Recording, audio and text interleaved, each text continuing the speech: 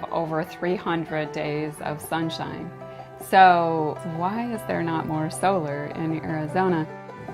80% of Arizona citizens like solar energy. They think it's part of our future.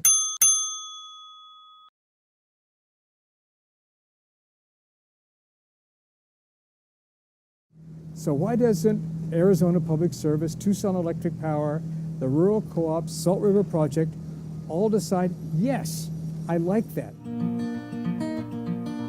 There are 42 solar panels on this roof, and that is a 10 kW system. There's the solar panels, the inverter, and then the interface with the utility. When you're producing electricity using solar panels, you're not using natural gas, or you're not using coal, or you're not using any of that other stuff. In effect, you're helping the environment by producing it from solar panels. We've had this installation in since last October, and every month except for the last couple of months, we've produced 100% of the electricity we've used. Our May bill and our June bill were zero. Our July bill was actually 26 cents. It makes so much sense, obviously, from my perspective for environmental protection, but it's usually the upfront cost or some of the lease conditions that are a barrier.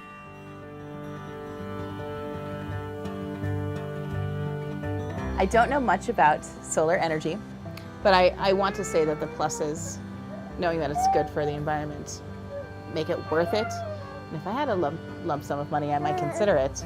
If you are a do-it-yourselfer, you could go out and buy solar panels at a cost of roughly $50,000 to $60,000 and generate electricity that would normally cost you $3,000 a year or so, which, if you have the resources, is pretty reasonable. Owning my own home is wonderful. It comes with a lot of surprises. It wasn't that long ago that we bought the house, so we put down a hefty payment on this, and not being independently wealthy, that makes it not really an option. And that's discouraging. In every other state, including California, the legislature passes the energy legislation, and that tells the regulators what to implement. In the Arizona situation, the regulators decide what policy to implement, and then they in turn implement it. Economists and political scientists have studied the phenomena of regulatory agencies and their relationship to the regulated. And one of the phenomena that typically arises in that relationship is that the regulated eventually end up controlling the regulator.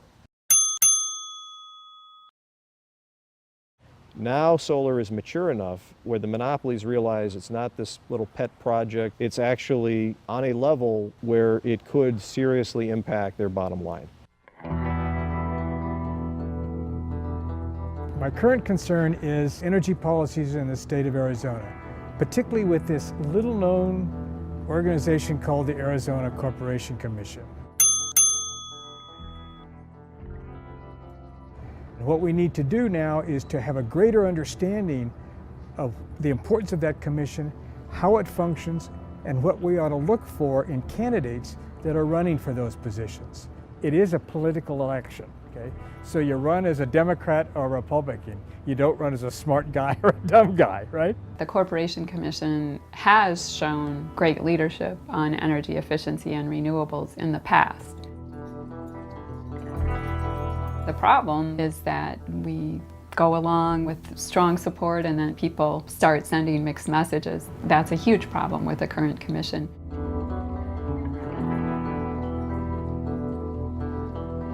This amendment has a very large impact on the rest and the targets and the goals that the industry has planned around. So that would, in effect, decrease the current standard from 15 to 13.5% roughly. You know, this morning is the first we've seen of it, and it has a very huge impact on, you know, the renewable energy standard and the goals that the industry has planned around. If you saw the Arizona ballot and you saw the Corporation Commission, you say, who are these people? What do they do, you know? Well, it's up to us as voters to understand that list of candidates is as important as in voting for the governor.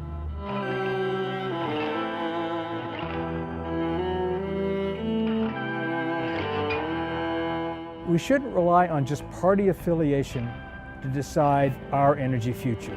We should look to find the best people.